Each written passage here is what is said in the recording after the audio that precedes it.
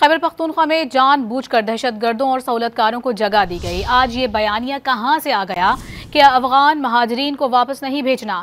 ترجمان پاک فوج لیفٹیننٹ جنرل احمد شریف نے سندھ اور پنجاب میں دہشت گردی نہ ہونے کی بنیادی وجہ گورننس کو قرار دے دیا۔ واضح کر دیا کہ دونوں صوبوں میں پولیس اور قانون نافذ کرنے والے ادارے قائم ہیں۔ خیبر پختونخوا میں قانون کی عملداری کی بجائے معاملے کو صوبائیت کا رنگ دیا جا رہا ہے۔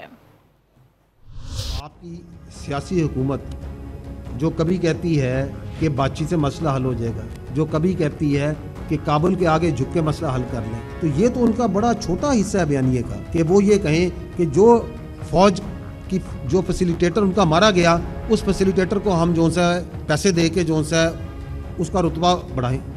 That's very easy for them to do because they are thriving into this۔ ان کی سیاست جو سی ہے اس ابہام اور کنفیوژن کے اندر پنپ رہی ہے۔ آپ مجھے یہ بتائیں، آپ کے صوبے میں گورننس ایک ایشو ہے یا نہیں ہے؟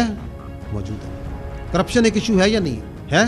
آپ گورننس اور کرپشن پہ کیوں بات نہیں کرتے؟ اس لیے نہیں کرتے because the whole narrative 24/7 is maintained on security issues. ایک ایسی سیاست اچھی سیاست نہیں ہے۔ تو اس کے میرے بھائی بہت سے فائدے ہیں۔